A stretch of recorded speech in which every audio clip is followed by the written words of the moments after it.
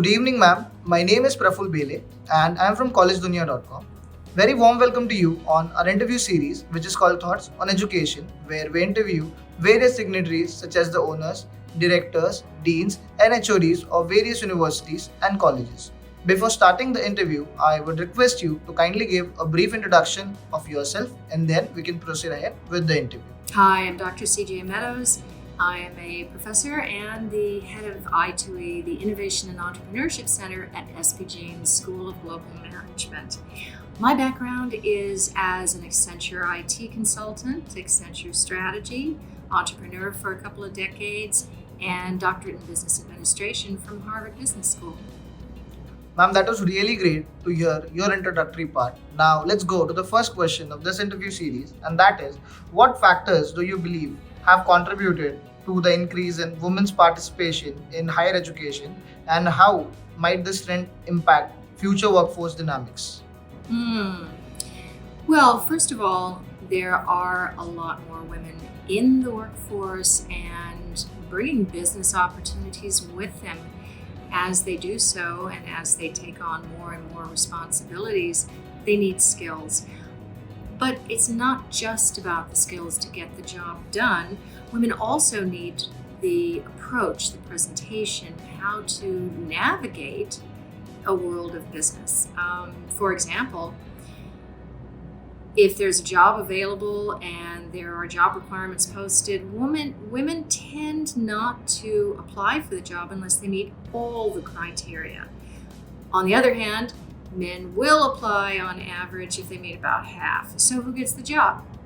So women need to learn to put themselves out there, and even if they don't tick all of the boxes, they could be a very valuable resource, and they need to present themselves for that. Also, entrepreneurship.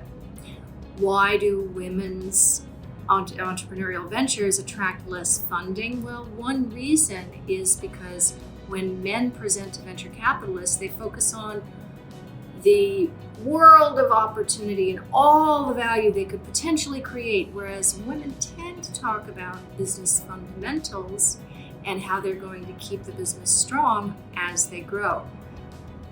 What do venture capitalists want? They want the big rosy picture, so who gets the funding?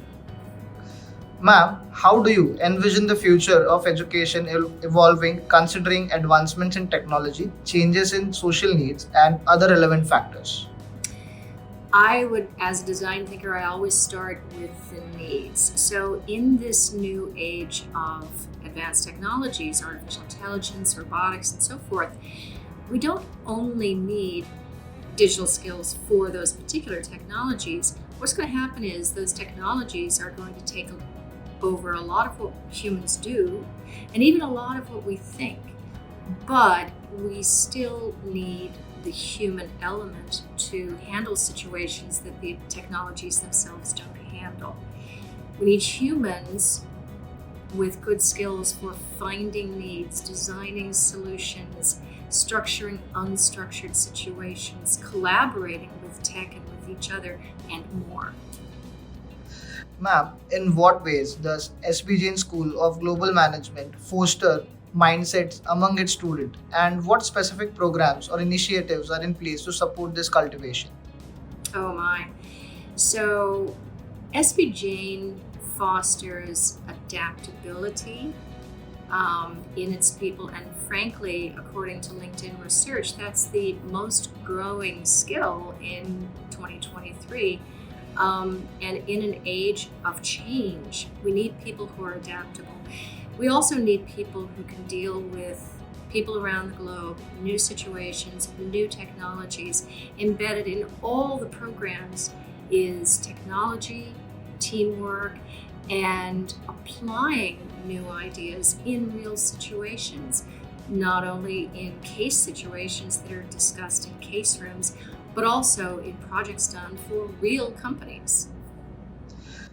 Ma'am, what strategies do design thinking startups employ to excel and attract increased funding, and how might these strategies differ from traditional business models? Well, funny enough, startups with designers in the leadership team or on the board attract more funding, and succeed better, because inherent in the approach is the focus on user needs and what the business offers to fulfill those needs 10 times better than anything else available.